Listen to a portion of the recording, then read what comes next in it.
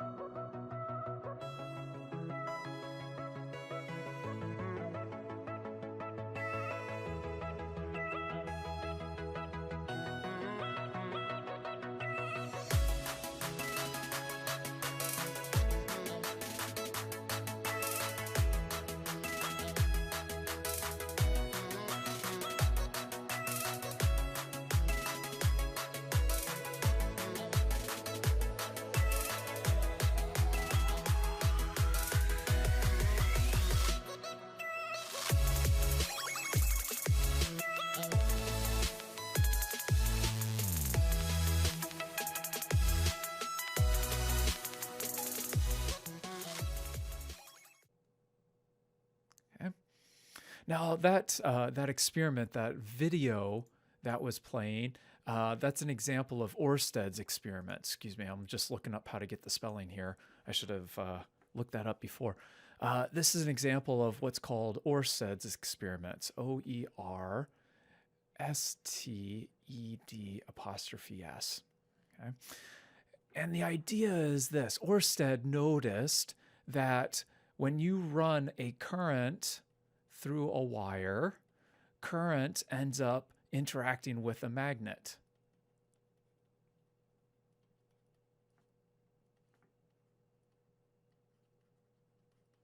Okay.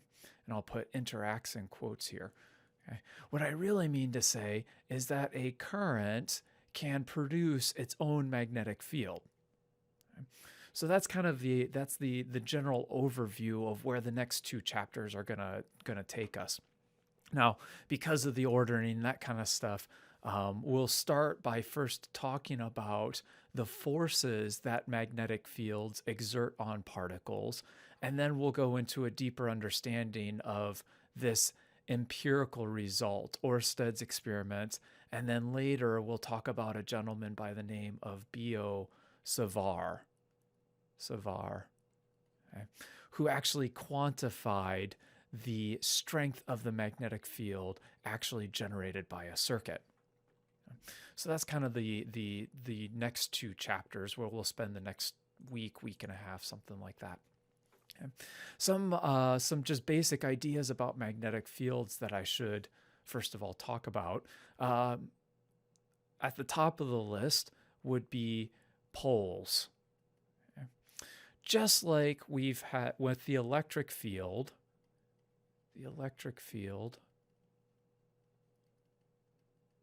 we had ideas about charges, okay, namely positives and negatives.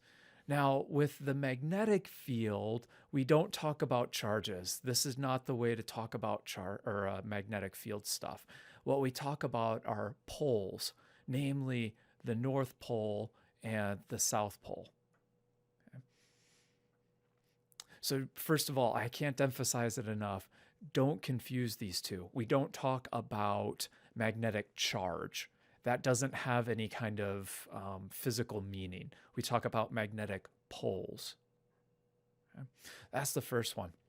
Now, just like the electric field, where you have a positive charge, you have a negative charge, and the electric field runs from positive to negative.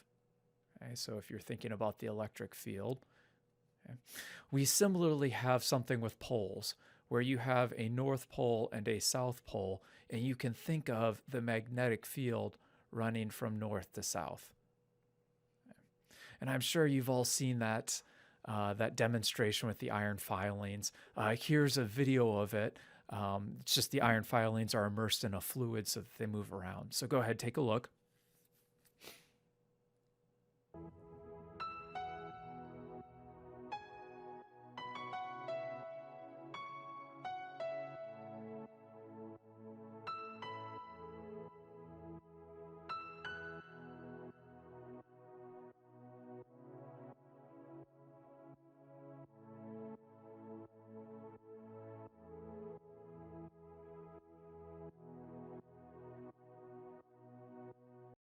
But if you could see them all the way through, you'd end up with something that looks like the dipole arrangement that you had for the electric charges.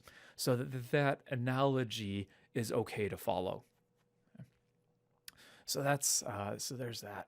Now, one of the interesting things about the magnetic field that does not happen for the electric field is that for a magnetic field, it seems that regardless of how small or how hard you try, you can never separate a North Pole from a South Pole.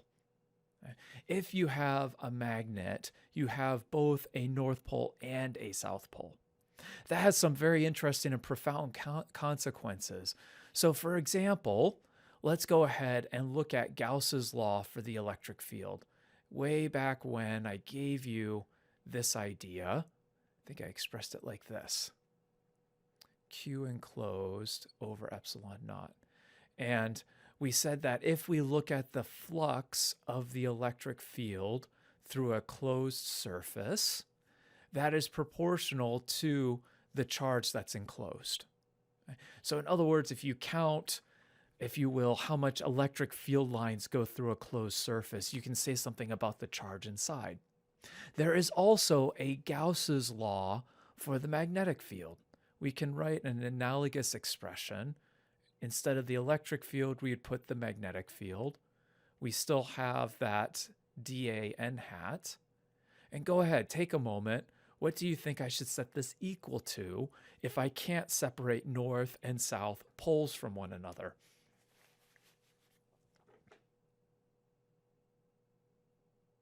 Survey says 0.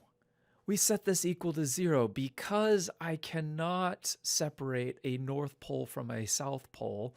There is no way for me to have any net enclosed magnetic poles. It's not like I can have an excess of North Poles enclosed in my volume. For every North Pole that I have enclosed in my volume, I will also have a South Pole. Yeah, you could go a little further than that. You say, well, wait a minute, Greg. For example, what happens if I take a bar magnet that has some North Pole and some South Pole, and I decide to cut it in half? And I say, yeah, that's a good question. What would happen? Well, you could think of this little bar magnet, this finite bar magnet, as having a bunch of microscopic North and South poles all the way through, if you will. And it doesn't matter where you cut this bar in half at. So I'll keep going. It doesn't matter where you cut this bar in half at. Wherever you cut it, you'll end up with a South Pole and then an adjacent north pole like this. Okay? So what happens when you cut a bar magnet in half is you end up with two weaker bar magnets. You say, okay, Greg, well, I'll just cut it in half some more. No, that doesn't work. What ends up happening is you just end up with more weaker bar magnets.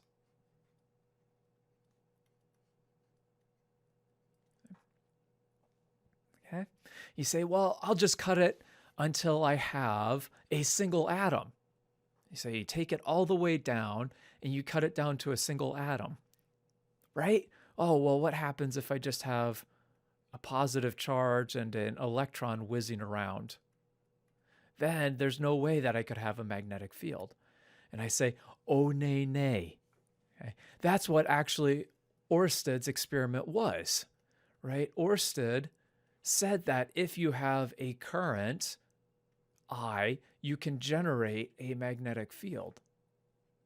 And in this picture, you have a current, right? What's the current? What's generating the current? The physical motion of the electron around the atom. Okay? So that's kind of the 50,000 fast forward view, but that's kind of where we end up, is that one of the reasons that you can't get a magnetic monopole, even when you cut it down all the way to the atom, is that the motion of the electron is responsible for generating that magnetic field. Okay?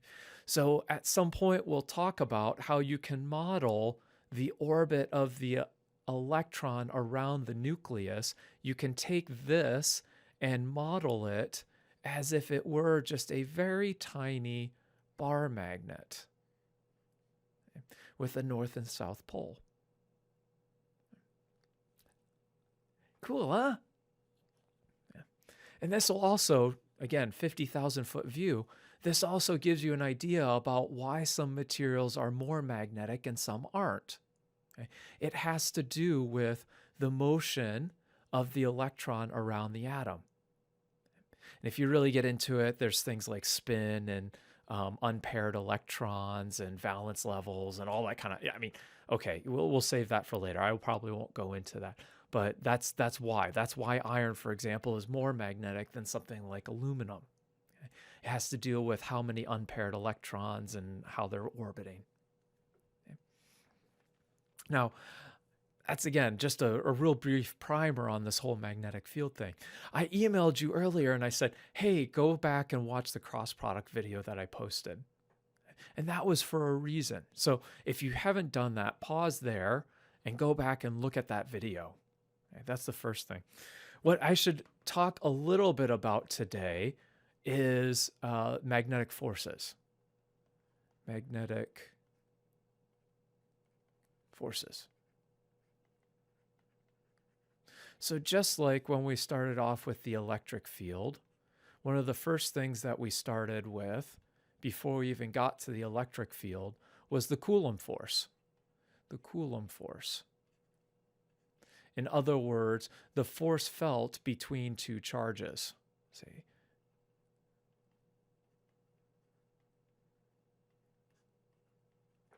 Okay. Now, we are not going to quite get into the force felt between two magnets. Okay, that's, you can say, whew, we're not going there. Yeah, that's good. Okay, what we're going to actually be interested in is the force that a magnetic field exerts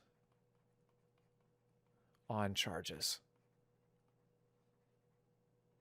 Excuse me. And I should be even more specific here. Charges. I should be even more specific here. I should put moving charges. Okay.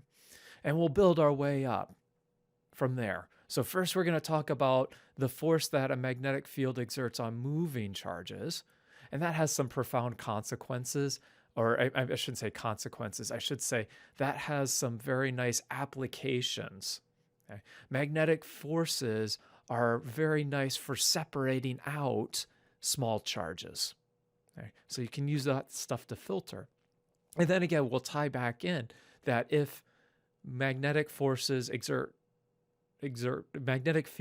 forces on moving charges, and moving charges produce their own magnetic fields. That's kind of the backdoor tie-in.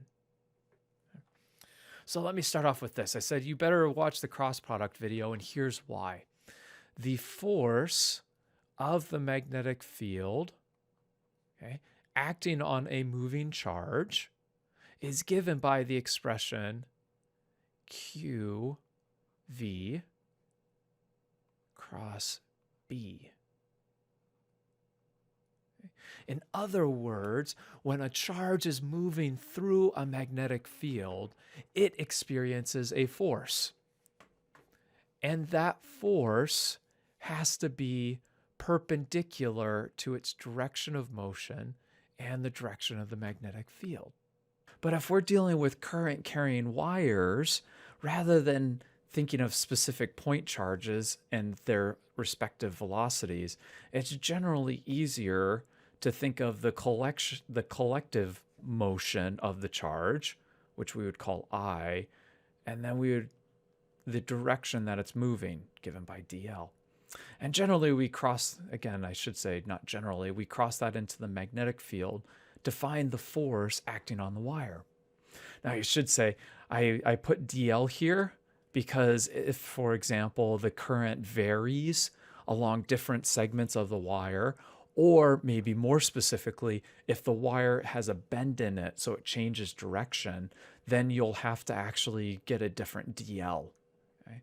So perhaps more accurately, I should write this as a differential force, and then you have to do a sort of integration, or possibly even just a summation, to get the whole thing. So I'll give you the most general. I'll say something like dl cross b. Okay. So this would be if we're dealing with a current carrying wire. Okay. I imagine that the first simple example would be something like, okay, well, you have B coming out of the page, and you have I running to the right in a wire of length 2L. It's just, 2L. You know, what's the force acting on the wire? Go ahead, take a minute, set that up.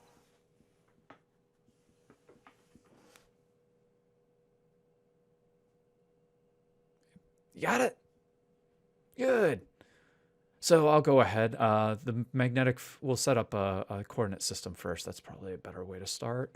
And the Z component coming out at us. And we have the magnetic field coming out.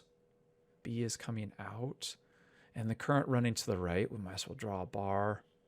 And we have the current running to the right. So what direction is the magnetic force acting on the current? You say, okay, well, it's going to the right. The field's going out. So V cross B. Okay, that means that the force must be going downwards. So F of B.